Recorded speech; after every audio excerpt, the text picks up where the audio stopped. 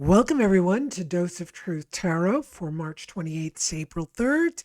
Today, it's just me. Bird decided he's going to stay outside and chirp around. That's kind of nice for him. I think it's spring.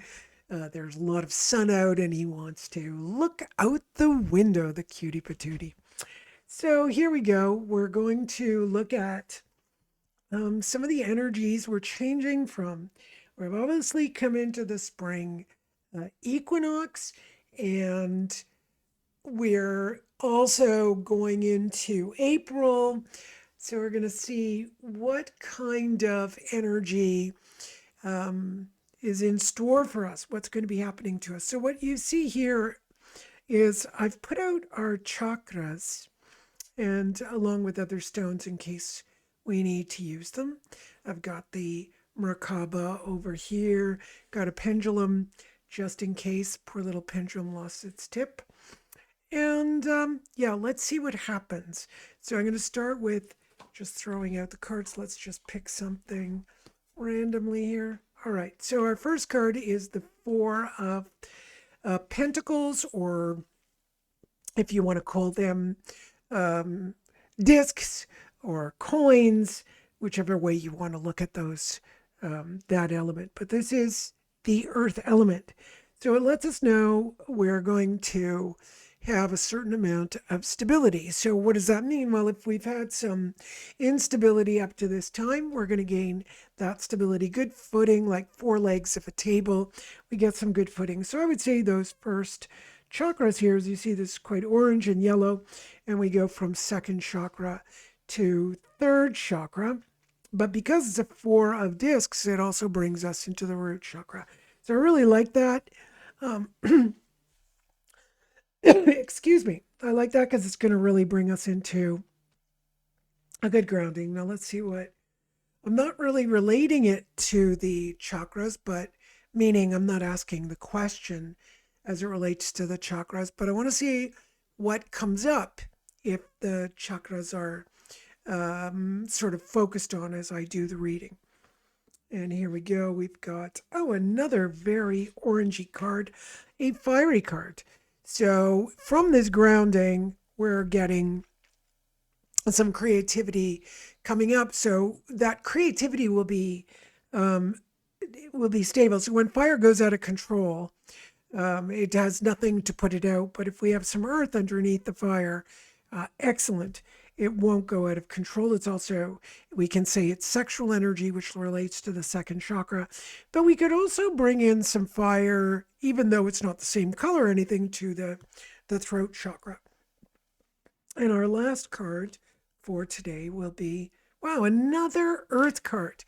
So the Queen of Coins lets us know, all right, sandwiched between our fire, our creative energy, our sexual energy, we've got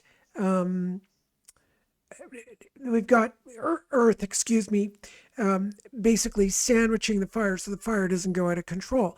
That means whatever creative project you have, whatever disagreements you get into, whatever energy you're using is going to be held in a nice balance, or held in it's not my favorite word, balance, but it's what people relate to, though it's not my favorite word, because we are always in a balance, even when it seems like we're out of balance. So if we're in an extreme place in our lives, it's still a particular balance in our own body mind. It doesn't really go out of whack. You could say the only time we're out of balance is when we're dead, right? So it does feel at times that I'm not the way I usually am. I'm not the way I am normally, which is fine, but maybe that stepping out of the norm is absolutely necessary. It's actually bringing the body mind into balance. Now, with that said, the fire is held between these two beautiful earth cards so that the fire can rise up and come down, and it would be what people typically call, hey, my fire is in a nice balance. Of course, if it stayed that way, we would kind of feel like it's boring, right? So we wouldn't want it to stay that way. But for this week, it's a nice entry into the month of April.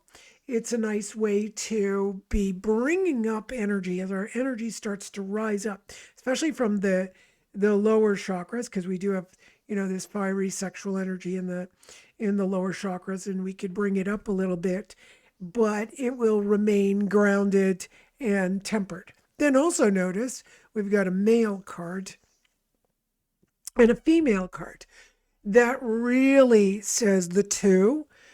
Traditionally, people would say, oh, there's a balance between the masculine and feminine. I find that trite, but I'm saying it anyway for the understanding. But let's go a little deeper.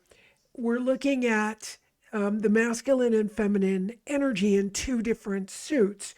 So the female is in the groundedness, which so suits her because our feminine energy is what is practical. She's grounded. And then that means our masculine can, go a little fiery, can become a little bit the visionary it needs to, but the feminine keeps bringing us back down to earth. Okay. So, yeah, the masculine is considered the upper chakras, and the feminine is the lower chakras. The lower chakras are connected to earth, sensual, sexual, and willfulness.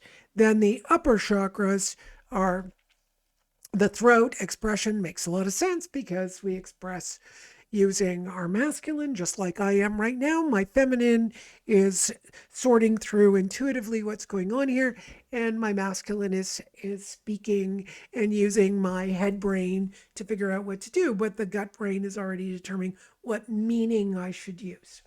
So there we go. There's our beautiful work for this week. I'm going to be very excited to see how the week carries forward and if that energy is going to come up and keep me grounded. Love to all of you. Have a great week. Bye.